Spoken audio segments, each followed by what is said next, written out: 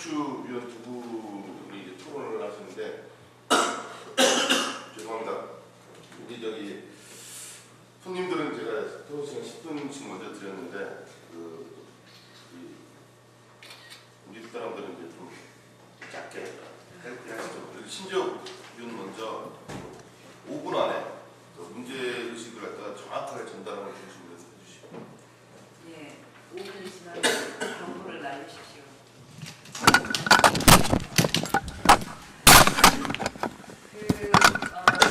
신인추에서 주최하는 쟁점 토론 세 번째 토론인데, 이런 쟁점 토론을 하는 것은 그 과거의 오류를 극복하고 정말로 새로운 진보정당다운 제대로 된 정당을 만들어보자라는 취지에서 과거의 오류들을 어떻게 극복할 것인가 하는 그 방안을 찾고 길을 모색하는 이런 토론의 의미라고 생각합니다. 그런 점에서 사실 그 쟁점 토론들이 사실 다 불편한 얘기들을 짚고 넘어가지 않으면 안 되는 주제들이었습니다. 피할 수가 없는 얘기들을 해야만 하고 그런 불편함을 넘어서 좀 더 나은 이런 일이 찾아진다면 정말 다양한 얘기다 이렇게 생각합니다. 저는 그 2008년도 분당 이전에 2007년도 겨울까지 과거 민주노동당 시절에 최고위원을 했습니다. 2006년, 2007년 과정에 여러 사건들에 가장 가깝게 있었던 그런 사람 중에 하나인데요. 어쨌든 저는 이 패권주의라고 하는 문제는 사실 당내의 모든 정치적 에너지를 당내 투쟁에 얽매이게 하고 새로운 상상력과 새로운 어떤 정치 활동들을 사실은 그 재생산하지 못하는 당내 아주 구조적인 문제였다고 생각하고 그런 에너지가 모두 다 말라버리는 과정에 있었다. 분당의 바로 직전에 그런 것이 사실 드러난 것 아닌가 하는 생각이 들고요. 이게 어떤 이제 2008년도 2월 3일 날 대의원 임시당대회에서 사실은 이제 이런 혁신안을 마련해서 당내 혁신을 해보자라고 하는 그런 안이 마련이 되었었습니다. 거기에는 지금 우리가 쟁점으로 논의되고 있는 북한에 대한 태도의 문제나 아니면 패권주의에 대한 문제나 당 운영과 관련된 제도적 방안들이 사실 올라와 있었습니다. 그 혁신안이 부결이 되었는데 지금 새로운 진보정당을 만들고자 하는 이런 과정에서 실제 주요 주체인 진보신당과 민주노동당 게다가 이제 사회당은 있지만 예전 분당을 경험했었던 이 두 당 사이에서 사실 이 문제에 대해서는 본격적인 논의가 없었던 것 같습니다. 저는 2월 3일 날 임시당대회에서 제출되었었던 비대위 혁신안에 대한 태도가 지금은 얼마나 변화되었는가 하는 문제도 저는 검토되어야 한다고 생각합니다. 불편하겠으나 그것은 실제로 그동안 얘기되어 왔었던 패권에 대한 문제를 얼마큼 반성하고 성찰하는가 또는 새롭게 해나갈 의지가 있는가를 사실은 드러내는 하나의 방법이 될 수 있겠다라는 생각에서 그 문제에 대해서 한번 얘기를 좀 해봤으면 좋겠다. 그리고 직접적으로는 정성희 최고위원님이 혹시 민주노동당 내에서 이 문제와 관련된 어떤 논의가 진행되고 있는가 하는 것도 좀 얘기를 해주셨으면 좋겠고요. 저희는 그래서 그 진보신당에서는 패권주의와 관련된 안을 마련을 해서 연석회의에 내린 협상안에 구속합의서로 이렇게 마련을 했습니다. 그리고 그 내용이 제도적 방안들이 중심으로 되어 있지만 사실은 비제도적 방안으로 제출하고 있는 것이 있습니다. 예를 들면 소위 성찰과 화해위원회라고 하는 것을 만들어서 과거 진보정당에서 있었던 패권적인 여러 사건들에 대한 이 반성과 공동의 보고서를 작성하고 이후에 재발되지 않을 방안들을 함께 만들어보자라는 이런 뜻에서 이렇게 제출을 하고 있는데 이런 활동들을 통해서 저는 이제 과거의 문제들을 새롭게 재조명하고 제어할 수 있는 어떤 이제 대안들을 모색해가는 것도 대단히 중요하다라고 생각합니다. 그리고 특히 저는 이제 이 제도적 방안들보다는 제도를 아무리 촘촘히 만들어도 그 제도를 비껴나갈 수 있는 어떠한 그 일들도 발생될 수 있을 거라는 생각이 듭니다. 그리고 사실은 이 패권주의라고 하는 것이 제도가 허술해서 생긴 문제만은 아니다라고 하는 거죠.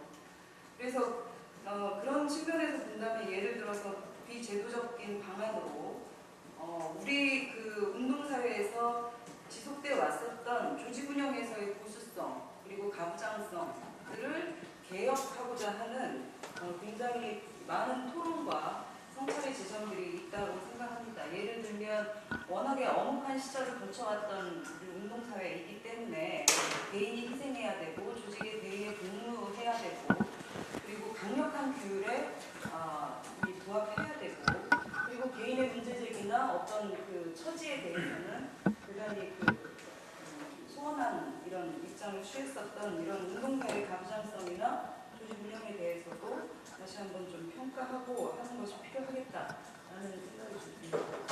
벌써 시간이 다 돼서요. 제가 더 얘기할 수 있는 기회가 있다면 다른 의견을 제시하겠습니다. 네, 뒤에 감사합니다. 뒤에 또 시간 드릴 테니까 그때 또 얘기 듣는 걸로 하고요.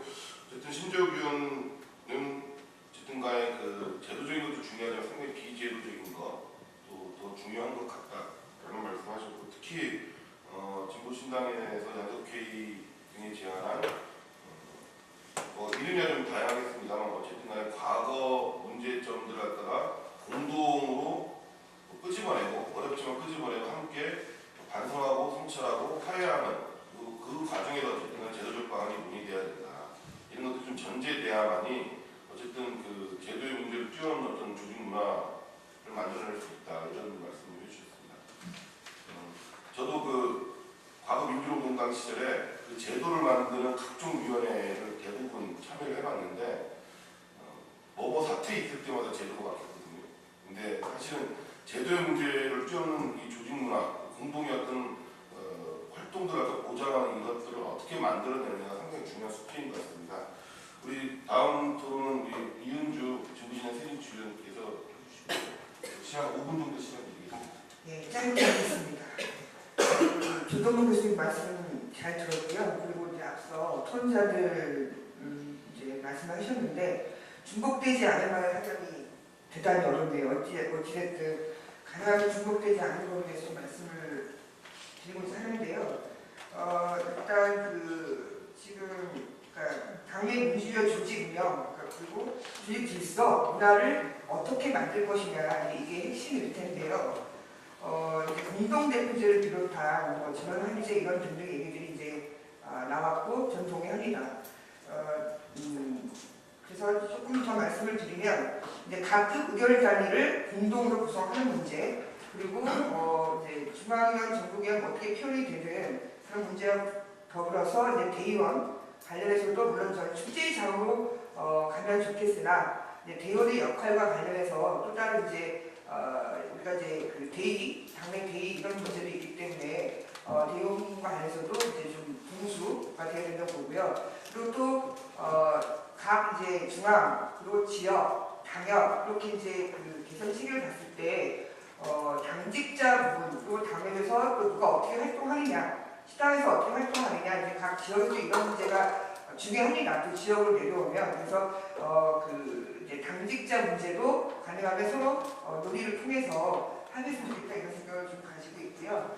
그리고 네, 정책 신뢰 이런 얘기가 많이 나옵니다. 근데 그 정책 신뢰를 그동안 좀 잘 안 됐던 부분을 어떻게 해야 신뢰를 쌓을 수 있을까? 그게 정성희 위원장이 말씀하신 물론 그런 자리를 통해서 밥도 먹고 술도 먹어야 되겠지만 그것만으로 해결이 될까? 그래서 그 정책 신뢰라는 게 과거에 대한 그동안 활동에 대한 점검과 평가 속에서 서로의 이제 상처를 드러내놓고 잘잘못을 단지 따지는 것이 아니라 상처를 치유하기 위해서라도 그런 노력들이 우선 전제됐을 때 이것이 이제 점점 시간을 통해서 치유되고 또 신뢰가 형성되지 않을까 이런 생각이 좀 들고요.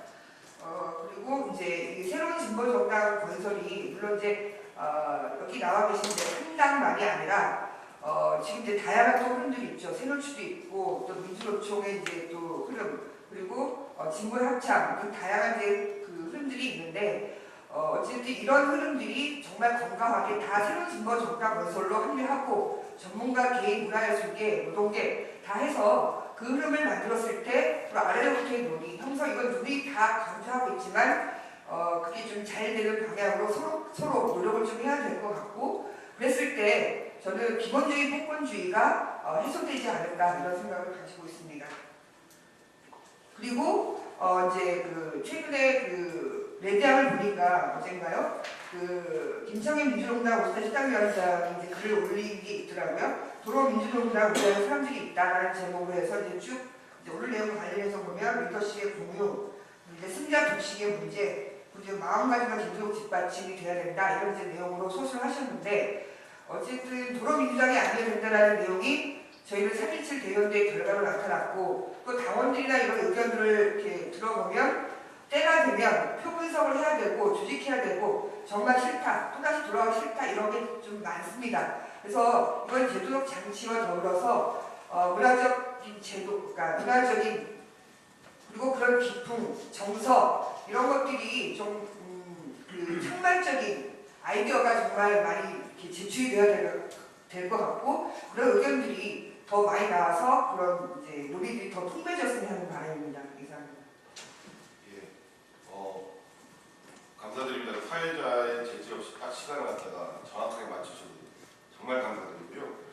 그 이은주 의원님께서 얘기하신 그 비제도 방안의 문제, 상호 신뢰 구축의 문제는 신지혁 의원님 말씀하셨던 것 비슷하고 저희가 좀 볼만한 제도적 방안에서는 대기구라도 초기 균등하게 구성하는 문제라든가 또는 중앙당부터 아래 당원협의회 정도까지 공동의 어떤 당직자들을 어떻게 구성할 것이냐, 이것을 제도적으로 어떻게 만들 것이냐, 또는 그 첨단 과정에서 이런 합의들을 어떻게 나갈 것이냐 이런 것들이 좀 중요한 것 같다는 그 말씀을 해주셨습니다. 감사드리고요. 그 신재욱 위원께서 정성희 통치위원님께 그 토론 과정에서 질문을 하셨습니다. 과거 민주노동당에서 2008년도 임시당대회에 제출했었던 어떤 당의 혁신 방안, 비대위 혁신 방안이라고 소위 이야기했었던, 물론 거기에 정책 중점도 있지만 소위 당내 당원을 민주적으로 운영하기 위한 방안, 또는 패권을 국가기 위한 방안 등이 있었습니다. 그 이후에 그런 내용들이 부결됐다 하더라도 실질적으로 어느 정도 공유되고 논의되고 있는지 좀 궁금하다고 좀 질문을 하셨고요. 이에 대해서 간단하게 좀 말씀을 해주시면 될 것 같아요. 잠깐 저기 기회를 주시면 조금만 붙여줘. 질문을 위해서요? 조금 드리겠습니다. 예, 제가 이 패권주의 토론회를 준비하면서 예전에 우리가 분당이 왜 배웠었는가 하는 데서 패권주의 문제에 대한 이제 여러 얘기들이 있었지 않습니까? 그래서 예전 당대회 자료집을 찾아봤습니다. 왜 우리가 분당이 되었었던가. 그때 이제 그 비대위에서 올라온 혁신안 승인권이 첫 번째 안건이었습니다. 그 안건이 부결되면서 대의원대가 그대로 끝났는데요. 대선 패배의 원인을 짚고 두 번째로 당내 쟁점 사안에 대한 재평가가 있었습니다. 그리고 그 중에 첫 번째 항목이 소위 1심에 관련 2명에 대한 행위는 명백한 해당 행위이며 이 행위에 대해서 제명해야 한다라는 안을 제출했었습니다. 두 번째는 북한의 핵개발과 북핵 자유론의 주장은 당의 강령을 위반하는 것이기 때문에 이에 대해서 명확히 반성해야 한다 하는 얘기가 있었습니다. 그리고 정파 패권주의와 민주주의 왜곡 사태에 대한 엄중한 조치가 필요하다라고 얘기를 하면서 당직 공직선거에서의 세팅 선거, 위장 전입, 집단 주소 이전, 당비 대납, 대리 투표, 흑색 선정 등 정파들의 패권주의가 당내 민주주의를 심각하게 왜곡해서 당원과 국민들에게 사과해야 한다. 그리고 일부 사실관계가 확인된 사건에 대해서 개인과 정파는 당원과 국민에게 사과해야 한다라는 안이 올라와 있었습니다. 물론 제도적 방안으로 극복할 수 있는 제도적 방안으로 정파 등록제, 당직공직선거에서의 1인 1표제 도입 등 제도적인 방안도 제안이 되었습니다. 그리고 네 번째가 재정과 조직혁신에 대한 분명한 원칙을 제출을 했는데요. 예산 사태가 몇 번 있었던 것은 기억나시는 분들도 있을 텐데 지출 과정에서의 중과실시에 구상권을 행사할 수 있도록 하는 책임을 지는 행위, 이렇게 해서 크게는 4개 정도가 올라와 있었습니다. 특히 정파 패권주의 문제와 관련해서는 중앙당 단계를 통해서 사실이 확인되고 징계가 확정된 사건이 5가지, 그리고 당내 논란이 되고 있거나 논란 중에 조사해야 한다는 사건이 13가지가 올라와 있었습니다. 주로는 선거 과정에서의 그 여러 가지 문제나 아니면 지구랑 창당, 권력 분점 또는 독점과 관련된 여러 가지 사례들이 올라와 있는데, 제가 구체적인 문제들은 다 얘기하지 않더라도 예를 들면 당시에 가장 큰 문제가 되었었던 1심의 문제라든가, 아니면 당시에 그 대권적 태도로 행위로 제시되었던 사례들에 대한 어떤 조사나 처리에 대한 의사가 어느 정도 있는가 하는 것은 좀 확인되었으면 좋겠다. 예, 그 민주노동당 시절의 각종 선거를 둘러싸고 이런 부정선거 행태, 이런 거는 패권주의, 분파주의 사회라고 하기도 어려울 정도의 문제죠. 이런 부분에 대해서는 나라부터 이거는 성찰해야 된다고 봅니다. 그러나 이 부분은 다수파만 그런 게 아니고 소수파도 전부 다 부정선거 다 하고 온갖 그 대유도 다 하고 다 했어요. 스스로 성찰을 해야 되겠죠. 그리고 이제 패권주의, 분파주의와 관련한 이런 제도적 방안, 이런 부분은 거의 좋은 거 있으면 뭐든지 한번 검토해보자, 이런 자세입니다. 민주노동당은. 그런 것은 큰 문제 없을 것 같고, 1심의 이 공안 사건 같은 경우는 참 어리석게 대응을 했습니다. 우리는 이 두 번째거든요. 강태훈 고문건도 있었다고요. 그때 어떻게, 물론 정시도 그때 이 공개돼 무슨 좀 괜찮았지만은 그때 지도부가 굉장히 현명하게 대응을 했습니다.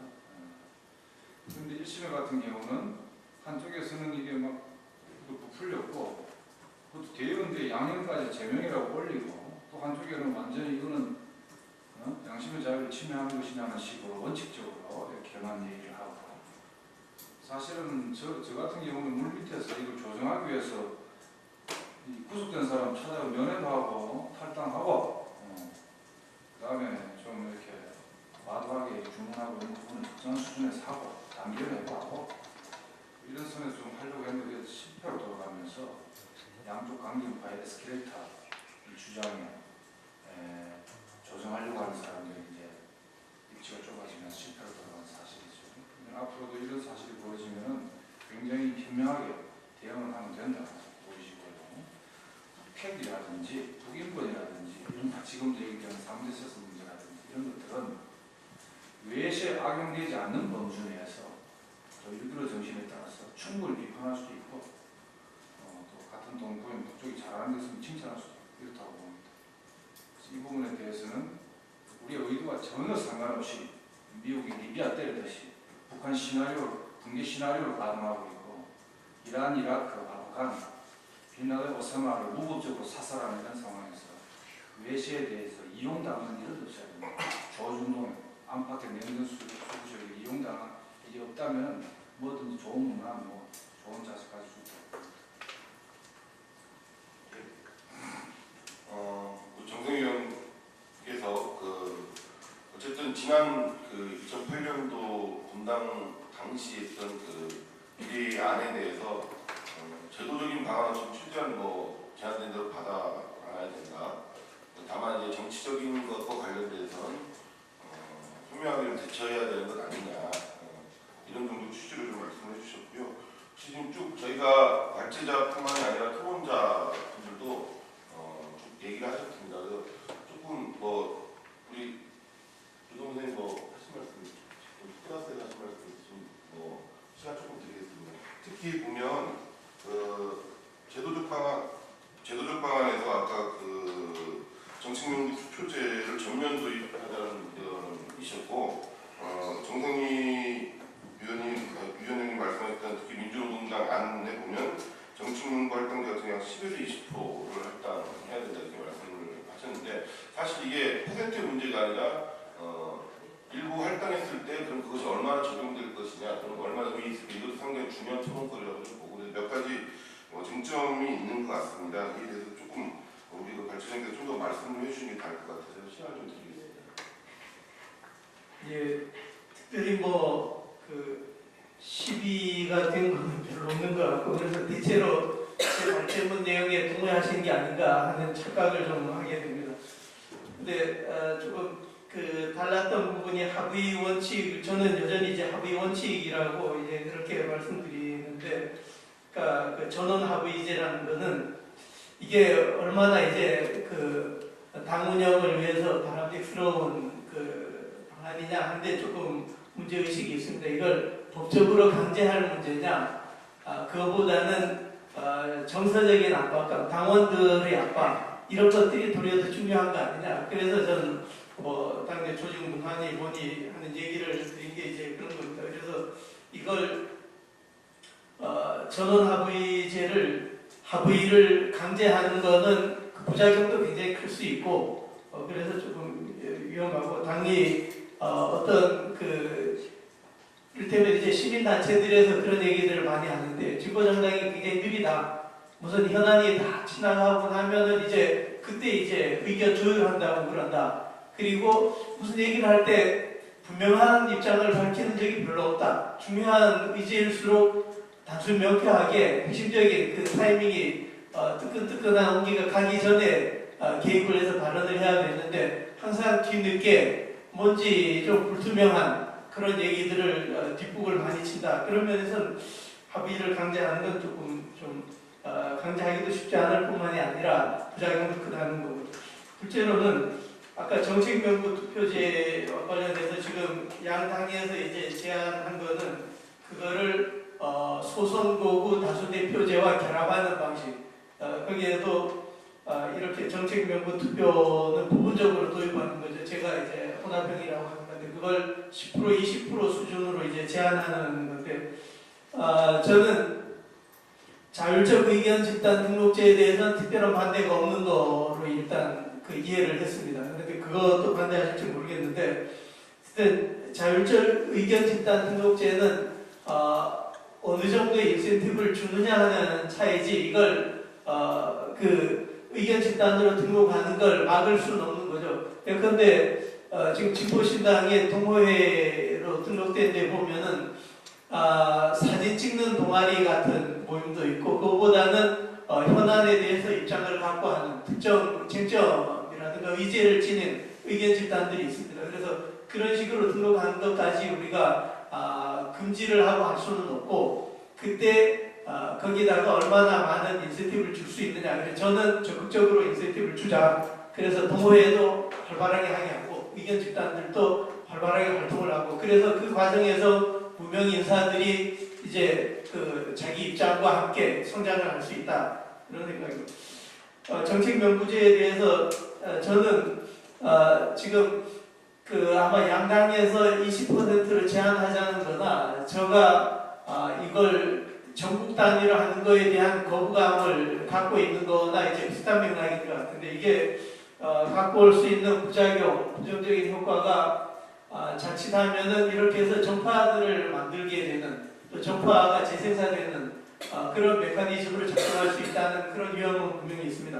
그런데 제가 이렇게 이제 제안 드린 거는 의견 집단들이란 건 반드시 부정적으로 볼 게 아니다. 그리고 의견 집단들이 도리어 전국 단위에서 정당처럼 이렇게 네트워크를 갖게 되고 그게 정당과 같은 구조를 갖게 되고 내적 완결성을 지닌 정파가 되는 건데 그것보다는 저는 특정 쟁점에 대해서 의견을 지닌 의견 집단 이런 것들이 바람직스럽고 지역 단위로는 예컨대 지역 단위로는 그 지역의 쟁점이 있을 수 있습니다. 뭐 비정규직을 어떻게 조직을 할 거냐 아니면은 정규직 노동운동에 대해서 어떤 방향의 대안을 제시할 거냐. 예컨대 울산 같으면은 다양한 입장이 있을 수 있습니다.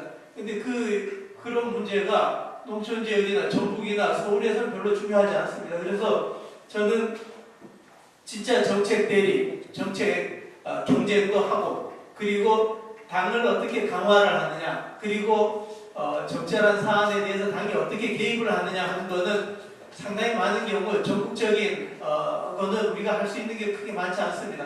그러나 우리가 뽑고 있는 많은 사람들은 각 지역 단위로 활동을 하는 분들이고 그러면은 그 지역에서 좀 더 적극적으로 개입하고 밀착하는 그런 활동을 할 필요가 있지 않느냐. 그래서 지역 단위로 정책 명부 투표제를 운영을 하거든요. 그래서 도리어 이 의견 집단들을 이렇게 연합하고 광역 단위로 하는 것보다 전국 단위로 해서 명부를 작성하는 게 도리어 이제 이 당내 당과 같은 이런 구조를 만드는 위험이 더 있다는 거죠. 그래서 저는 정책 명부 투표제가 지닌 정책 경쟁을 유도하는 그 특성, 그리고 정확하게 소수 의견도 대변을 하고, 그리고 당내 의견 분포도 확인할 수 있고, 그리고 대의 기구가 진정하게 당원들의 의견 분포를 정확하게 대변하게 하는 그런 메커니즘으로서 이제 중요하다. 그래서 타협의 여지는 조금 있는 것 같은데, 저는 전국 단위로 하는 게 조금 더 위험하지 않겠느냐. 그래서 광역 단위로 하되 의견 집단들이 연합하는 형태가 바람직스러운 것 같아요. 예, 감사드립니다. 지금 어쨌든 우리 조정문 교수님께서 발제하신 말씀해 주셨던 정책명부 투표제, 자율주의 의견 집단 등록제라고 하는 것에 대해서 한 번 더 설명해 주셨고요. 혹시 이것에 대해서 혹시 뭐 의견이 있으신 토론자분 계신가요? 없으면 바로 넘어가겠습니다. 대부분 뭐 어쨌든 뭐라고 표현하든지 간에 어쨌든 이 과거 진보정당 운동 내에서의 정파의 폐해 문제를 어떻게 극복할 것이냐, 그리고 그런 것들이 어떻게 사실 공개화된 어떤 정치의 공간에서 실제 순기능으로 긍정적 기능으로 작용할 것이냐, 이런 고민들은 상당히 좀 중요한 주제인 것 같다. 우리 새로운 진보정당을 건설하는 데서 그런 느낌이 좀 듭니다. 제가 좀 사회자는 질문이 있는데 우리 정성희 위원장님께 좀 질문을 드리겠습니다. 고민 중에 아까 신재욱 위원이나 이은주 위원이 다 얘기했었던 어쨌든 이런 새로운 진보정당 건설 과정에서 과거의 문제들에 대해서 어쨌든 불편하지만 좀 정확하게 드러내서 어쨌든 간에 성찰하고 평가하고 그래서 어쨌든 새롭게 새로운 진보정당 건설의 화해의 어떤 결론을 좀 만들기 위한 이런 가칭으로 성찰과 화해위원회를 구성하고 이런 문제들을 논의해서 토론하고 보고서도 작성하고 그래서 서로 의결기구에서 좀 이렇게 의결도 좀 하고 이런 것들이 미리 좀 선결돼야 되는 것 아니냐 이런 의견이 있었는데요. 이에 대한 입장을 조금 그래서 좀 들어봤으면 좋겠다 싶고, 두 번째는 아까 정동 위원장님께서 어쨌든 이 노동농민의 간부들의 적극적인 정치 참여, 정치 간부화 문제를 말씀드렸는데, 사실 이게 근데 이미 농민은 잘 모르겠습니다만 노동도 이미 다양한 노동 간부들이 정파로 어쨌든 묶여 있고 논란들이 상당히 사실은 과거 민주노동당 시절에 보면 민주노총의 어떤 대입 구도가 그대로 민주노동당 당내로 또 들어오는 좀 역기능도 있었는데, 이 문제에 대해서는 어떻게 좀 해결 방안이 있는지 두 가지 정도를 쭉 말씀드려 주시면 감사하겠습니다. 마이크. 네. 무슨 성찰과 무슨 위원회? 성찰과 화해위원회. 그런 거 만들어가지고 토론하고 보고서 잘해서 채택하면 신뢰가 형성되고 그럴까요? 저는 그렇게 보지는 않습니다. 그런 기후 구성에서 토론해도 되는 그 시간에 술 마셔야 된다. 밥 먹고 건강하고 인간관계 깊이 하고, 그럼 지역에서 공동 실천 잘 해가지고 입장 차이가 있지만 정말 실천에 있어서 진정성이 있구나라는 것을 확인할 때 신뢰가 생기는 것이지, 모여 앉아서 토론하고 싸움하고 다 하겠어요? 그래가지고 필요 없다 이렇게 봅니다. 하자면 못할 건 없지만 그런 방식으로 통해가지고 성찰되고 신뢰가 형성되겠는가에 대해서 의문이 있고요. 두 번째 질문은 노조간부, 정치간부 돼야 되는 이 문제는 물론 민주노총 안에도 현장 재조직이 있고 정파가 있죠. 있는데 우선 진보 정당 안에 노동운동 출신자, 노동자 출신자 정치간부가 절대적으로 부족합니다. 지금 학생운동하고 청년운동하고 바로 당간부로 와가지고 이렇게 하는 사람이 많아요. 세상 물정을 잘 모르는 사람이 많다는 말이에요. 그래서 이 노동운동도 하고 농민운동도 하고 빈민운동 한 이런 분들 중에서 정말 그들의 대표가 당의 간부가 돼야 된다. 저는 정치 색깔 어떻든 간에 그렇게 되면 그분들은 조금 다릅니다. 이 정파에 훈련된 사람보다. 그래서 물론 현재 개파가 이렇게 되어 있긴 하지만 지금 다행히 제2 노동자 정시 제도 과정에서 초전파적인 노동 활동가 모임들이 이렇게 형성이 되고 있습니다. 반죽하고 이것을 잘 간직해서 이걸 활성화시켜서 거기에서 좋은 인재들이 나와야 된다고 봅니다. 예, 알겠습니다. 어쨌든 진보 신당의 어제 당 대표단회를 통해서 진보 신당의 어떤 연석회에 제출할 협상안이 최종적으로 좀 작성이 돼서 제출이 됐고요. 그네도 아까 얘기했던 소위 가칭 성찰화위원회 구성 등이 이 과정에 좀 전제됐으면 좋겠다라는 의견을 제출한 바 있습니다. 그래서 그거는 추후에라도 좀 다양한 토론을 좀 더 해봤으면 좋겠어요. 그걸 구성해가지고 하기보다는 예를 들어서 패권주의에 대해서 보면 짜게진 대중의 눈높이에서는 당 갈라진 나간 쪽도 욕 많이 하거든요. 욕만 하고 그 다음에 당 갈라지는 과정에서 특히 종북주의 서로 자기가 먹는 음물에다가 침을 뱉고 종북이라는 두 글자를 역사상 최초로 등장시킨 이 부분에 대해서 스스로 틀어봐야 된다. 패권주의했던 이 민주동당 깊이 반성하고 종북했던 사람들도 참 유감이었다. 사실은 원인을 주택의 이 패권주의에 있다고 하면서도 이걸 명분을 찾기 위한 이 문제의 종북주의를 했는데 민주노동당은 사실은 민주노동당 단일형으로 공식적으로 나간 논평에서 종북 전부가 별로 없어요. 그 핵심 간부가 실수하고 막 자기 발언하고 이러니까 이게 친북, 종북이라는 인상을 줬지. 북핵 실험에서도 북핵은 유감이다. 그러나 그 원인이 미국의 적대 정책에 있고 한반도 비핵지대를 통해서 극복해야 된다고 했고 늘 이렇게 비판적으로 그러나 그 배경을 설명 이런 식으로 했지 일방적으로 북체제를 추종하는 이런 당의 논평이 한 번이라도 있었는지 없었습니다. 그런데 그런 과도한 네 글자의 문구를 등장시켜가지고 매도하고 조선일보에 악용당하고 이래 왔죠. 그 부분에서 틀어가야 됩니다. 예, 풍부해지는 토론 분위기를 정승희 위원장님이 만드셨는데요.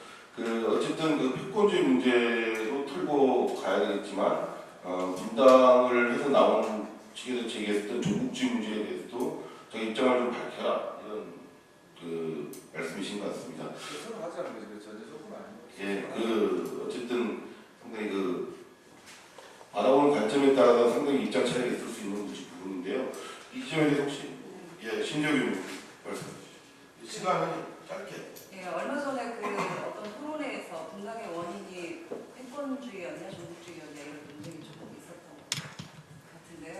사람 보는 사람에 따라서 이게 약간씩 이 강조점이 좀 다른 것 같기는 한데 어쨌든 저는 특정한 정파에 의한 편향된 이념 그것을 강화하기 위한 당권의 장악, 힘의 확대 이것을 위한 패권주의가 작동했다고 생각합니다. 종북주의의 문제와 패권주의 문제는 저는 분리해서 생각하기 어렵다. 특히 과거 민주노동당 내에서 일어났던 이런 문제를 본다라고 한다면 그것은 같은 문제다라고 생각합니다. 그리고 지금 패권을 얘기하는 데 있어서 왜 1심의 문제를 얘기하는가? 1심의 문제는 그에 대한 태도, 개인의 태도의 문제일 수 있지만 그 개인의 태도를 조직이 자신의 규율과 질서로서 어떻게 처리할 것인가 하는 문제를 드러낸 사건입니다. 그런 점에서 아까 이제 정성희 최고위원님이 이런 문제는 어리석게 대응했는데 6.15 정신에 의해서 처리한다? 이 문제 6.15 정신에 의해서 어떻게 처리합니까? 이거는 당원 당규에 규정되어 있는 당의 자주성에 관한 문제이고 당내에서의 정보 유통에 관한 문제이기 때문에 당 당규에 맞게 어떻게 처리했어야 하는가 하는 문제였습니다.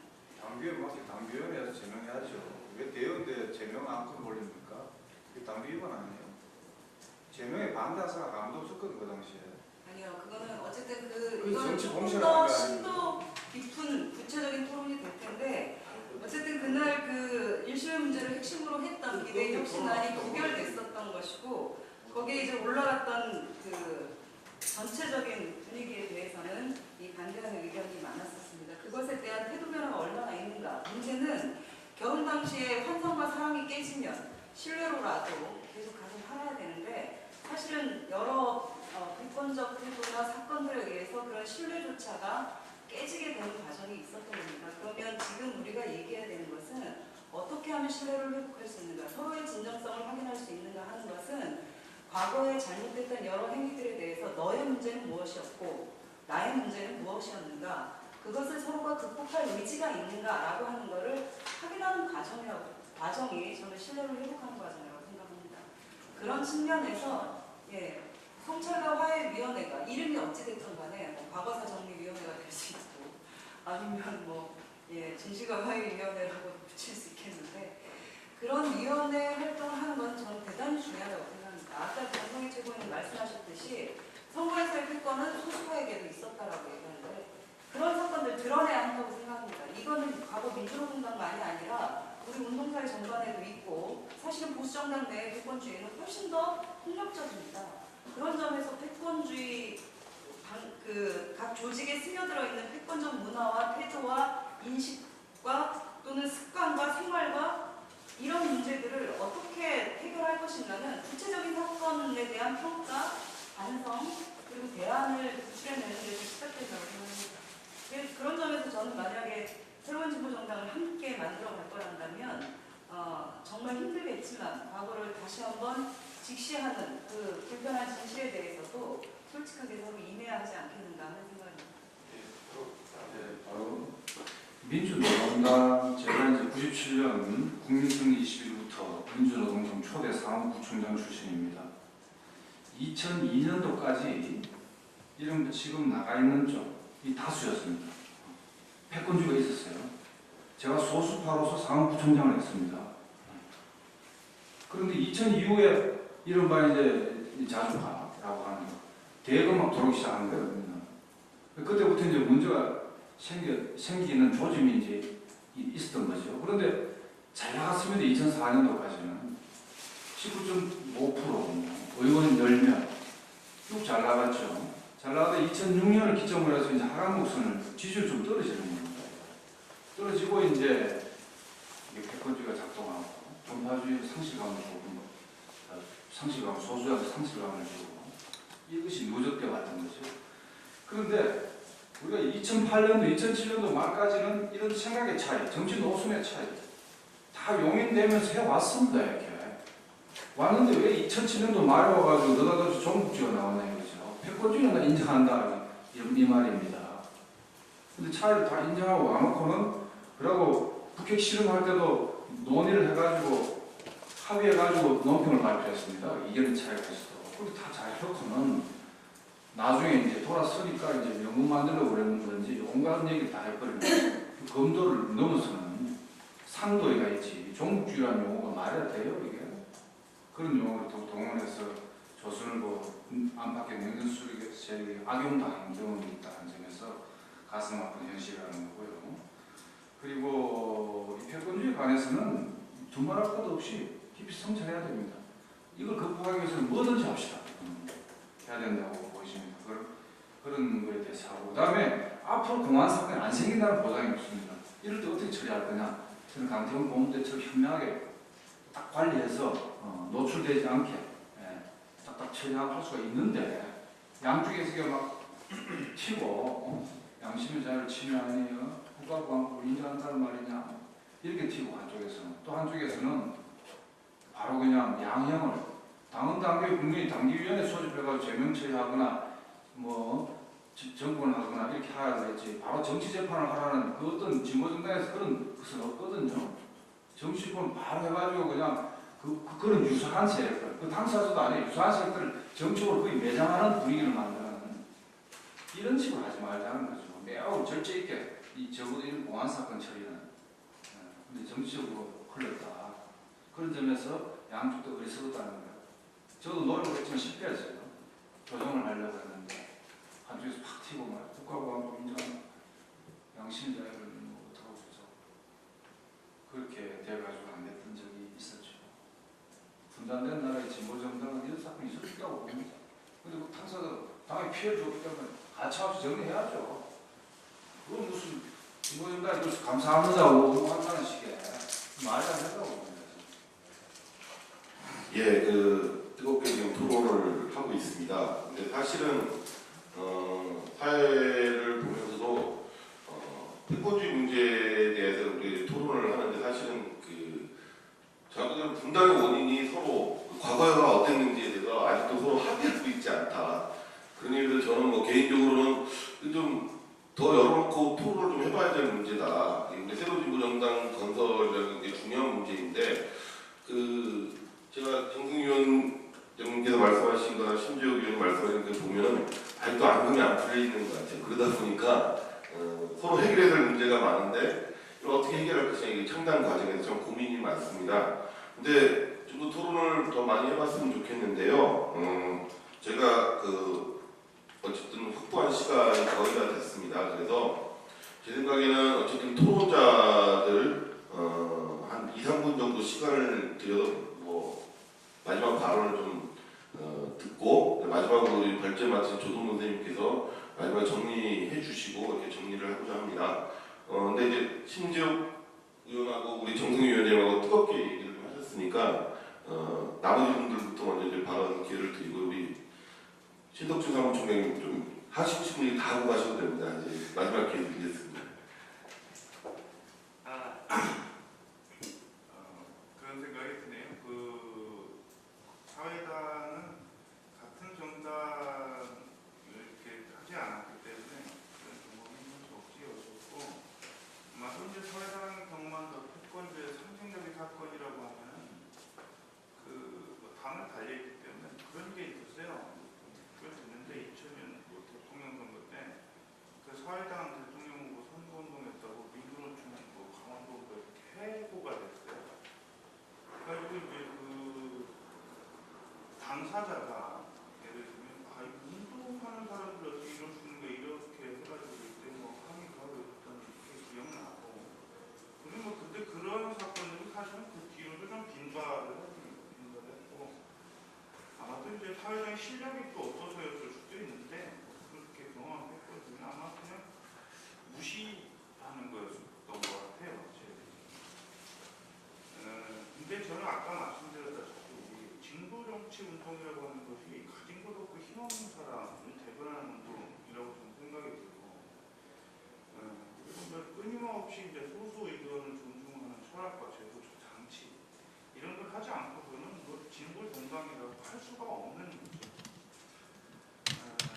그래서 이제 저는 그게 다 좋다고 그래요. 다 좋다고 그러고 그런데 실제로 문제를 과연 이 시점에서 해결할 수 있는 이런 방안 없이 예를 들면 보수는 부패로만 하고 진보는 분열로만 한다.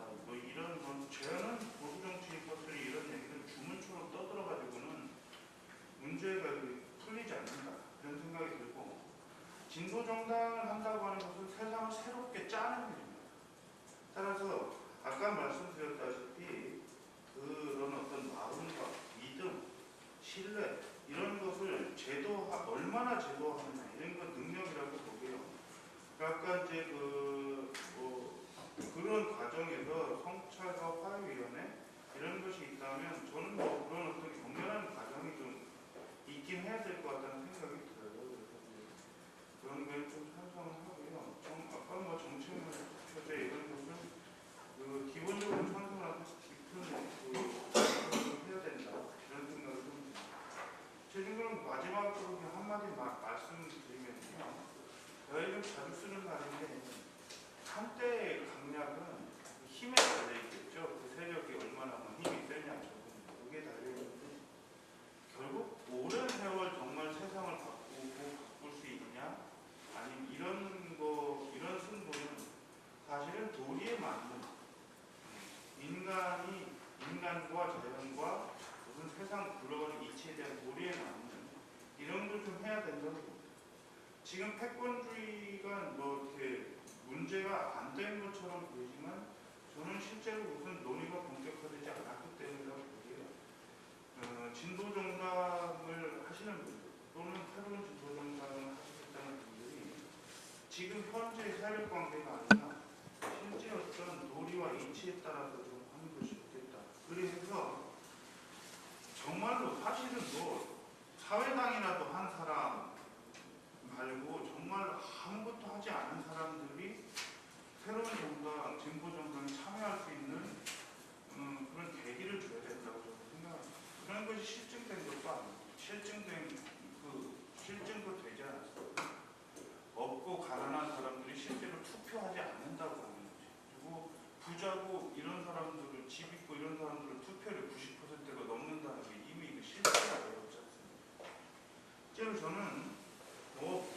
많이 늘려야 된다라기보다는 진보 정당이 정말로 그 애초에 자기가 가진 원칙 이런 걸 통해서 굉장히 많은 사람들을 그런 방식으로 조직하고 그 조직된 그 사람들이 실망하지 않을 어떤 태세를 갖춰야만 이 패권주의 문제가 객관적으로 해결할 수 있는 그 기초는 형성할 수 있지 않겠느냐 이렇게 보고 있습니다.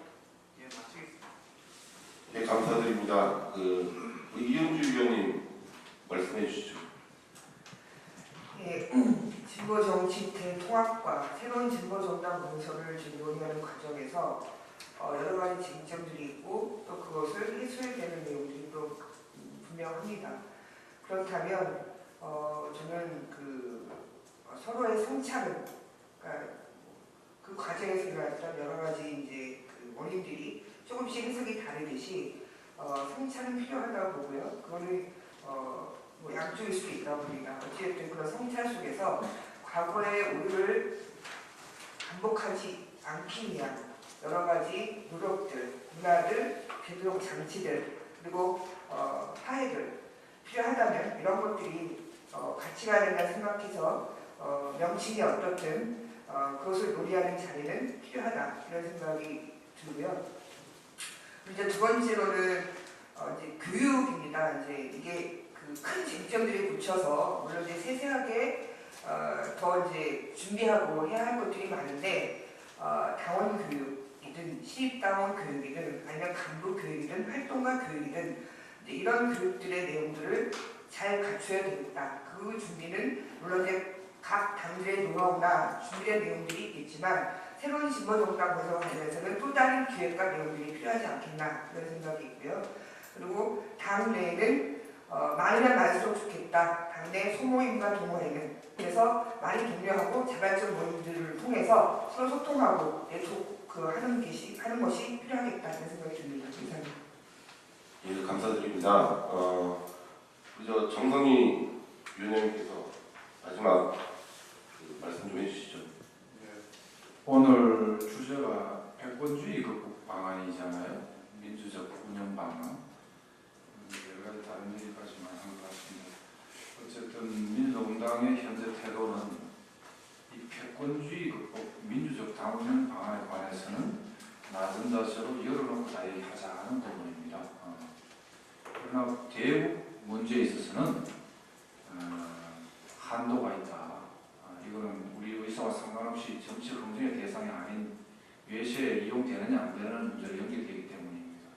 그래서 그런 자세가 있고 그리고 분단된 나라의 이 진보 정당은 반북 정당하고 양립할 수는 없습니다.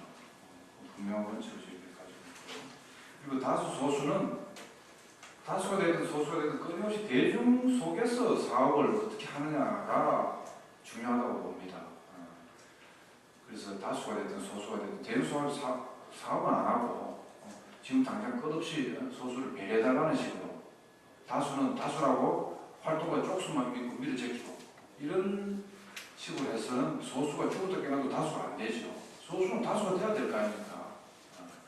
그런 전망을 보고 남아 집을 짜면 또 분열해서 또 나가게 되기 때문에 대중 속에서 사업으로 승부를 걸고 그때까지는 소수를 존중하고 이렇게 해줘야 됩니다. 아무튼 이번에 남은 쟁점이 세 가지인데 이 부분과 관련해서는 부여하게 더 좋은 제도적 방안, 특히 제가 강조하는 구조적 방안 이걸 좀 잘 가다듬어서 자생 문제에 있어서는 필요하다면 그 성찰위원회도 만들고 수도 묻고 여러 가지 이 부분에서 한번 끊임없이 확인을 계속 해나가야 될 것 같아요. 자세는 이 자세가 아직도 그러냐 이런 얘기는 계속 다짐을 해야 되지 않겠나 싶습니다. 예, 감사드립니다. 오늘 정성희 위원장님 말씀을 언젠가는 저한테도 술 한잔 사주시겠다는 말로 했습니다. 우리 신재욱 위원님 마지막 말씀해 주십시오. 네. 패권주의 토론회에서 불편한 얘기들이 많이 나와서 죄송합니다. 그러나 이 문제는 우리가 새로운 진보정당을 만들기 위해서는 사실 과거를 그냥 닫고 갈 수는 없는 거다. 과거를 극복하기 위해서는 그 과거를 제대로 바라보는 이 과정이 필요하다. 지금 신당과 재통합을 반대하는 진보신당의 당원들의 경우는 과거의 여러 경험들에 대한 감정이 아직도 많습니다. 그 감정을 다 비워야 새롭고 논리적인 다양한 많은 상상력과 기대와 희망이 생길 것이다. 저는 그런 생각이 듭니다. 과거를 얘기하지 않는 것이 미래로 나아갈 수 있는 방안이 아니라 과거를 제대로 돌아봐야 미래로 나아갈 새로운 길이 만들어지지 않겠습니까? 그런 속에서 불편한 얘기였으나 그 과거의 가장 핵심이었던 문제에 대한 태도가 어떻게 변화가 있는가 하는 것이 좀 확인되었으면 좋겠다는 생각에서 그렇게 말씀드렸습니다. 그 패권주의 문제와 관련해서 제가 이제 여러 가지 제안들을 사실 드리고 싶었던 게 있습니다. 예를 들면 그 당내 노동정치 세력들이 제 역할을 하지 못함으로 인해서 정파 간의 갈등이 극대화되었던 문제를 어떻게 이후에는 극복할 것인가. 그것은 노동조합의 활동가들 옮겨오는 문제만이 아니라 사실은 노동운동이 조직적으로 당 운동에 개입할 수 있는 구조를 바꾸는 문제 대단히 중요하다. 노동조합의 관성적인 그 사업 방식을 바꾸는 거나 아니면 집단 입당하는 당원들에게 당원으로서의 정체성을 강화하기 위한 당과 노동조합의 공동의 노력을 어떻게 가질 거냐 하는 문제 등등도 함께 얘기해야 할 것이고, 노동할당에 대해서 상층 중심의 상층할당 방식을 어떻게 개선하고 제어할 거냐 하는 문제도 함께 얘기되어야 할 거다. 그리고 또 하나는 비제도적 방안으로 저는 좀 많이 주목을 했는데, 이 패권주의가 제도를 뛰어넘어서는 어떤 굉장히 깊숙한 생활 습관과 철학과 이런 조직 운영의 문제이기 때문에 사실은 그 당원들에 대한 인권 감수성의 고양이라든가 아니면 당원과 또는 조직과 조직이 개인과 개인이 비폭력적인 관계 맺기라든가 아니면 상대방에 대한 어떤 사회적 관계들을 어떻게 맺어와야 되는지 하는 굉장히 다양한 방식에서의 이 검토와 교육과 이런 좀 제언들이 필요한 것 아닌가, 그런 얘기들이 좀 많이 나와줬으면 좋겠다. 예, 그런 생각이 좀 듭니다.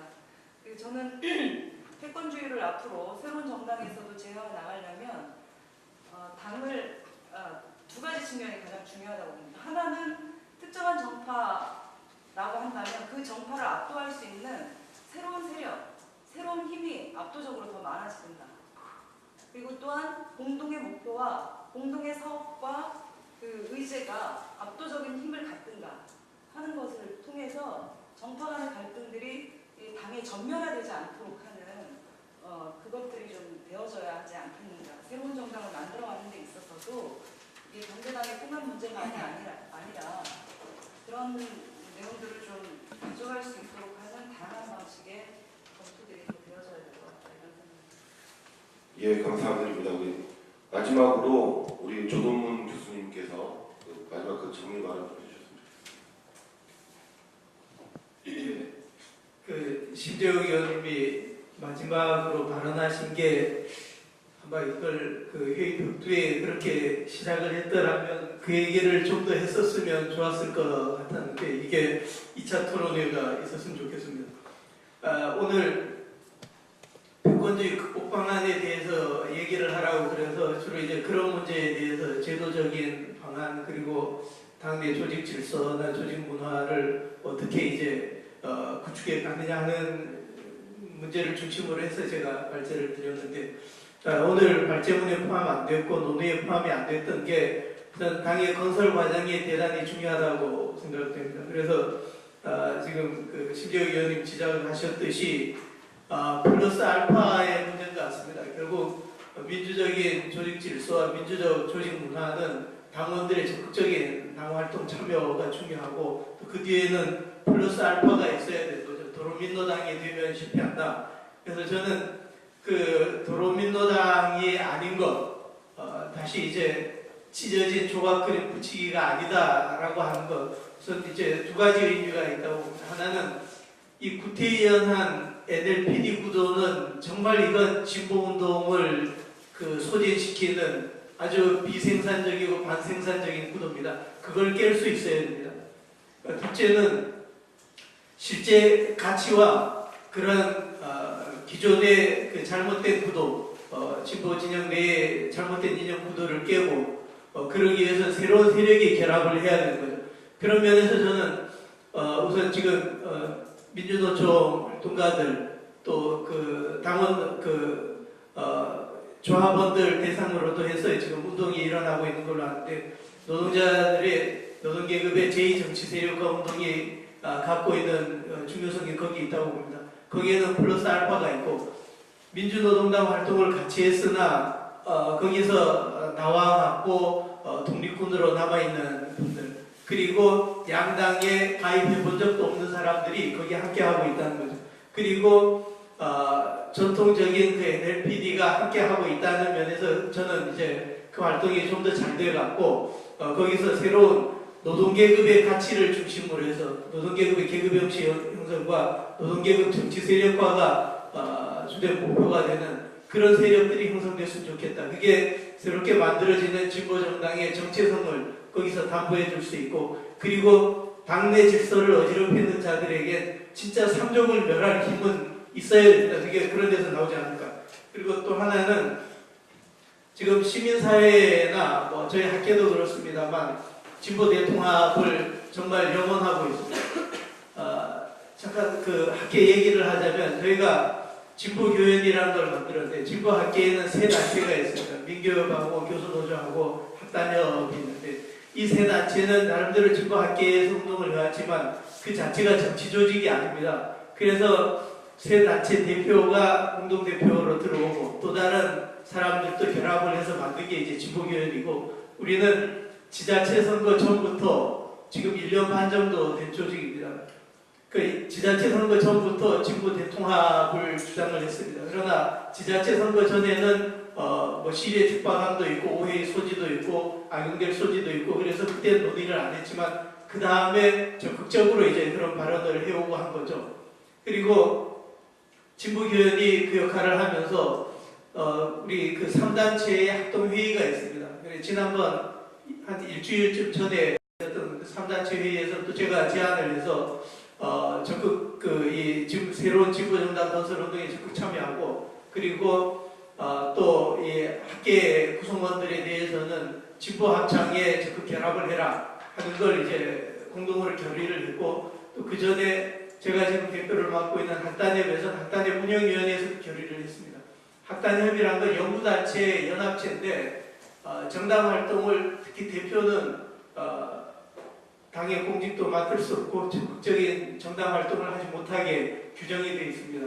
근데 제가 조금 좀 이상한 걸 하는데 운영위원회에서 그런 결정을 했습니다. 새로운 진보정당 건설 운동에 학단협 단체들도 적극 참여하고 나도 적극적인 역할을 하겠다고 그래서 적극적인 역할을 하자는 거죠. 이렇게 밖에서 이런 갈망이 생기는 거는 우리가 오만돼서 연대를 해달라고 봅니다. 그런데 다녀보면 진짜 분당 이전하고 이후가 너무 다릅니다. 물론 국회의원 숫자도 줄어들었고 그리고 운동판이 일단 한 가지 골치가 더 생긴 겁니다. 어떻게 분열된 구도가 더 심화되는데 어떻게 같이 일을 할 것인가 하는 문제가 생긴 거죠.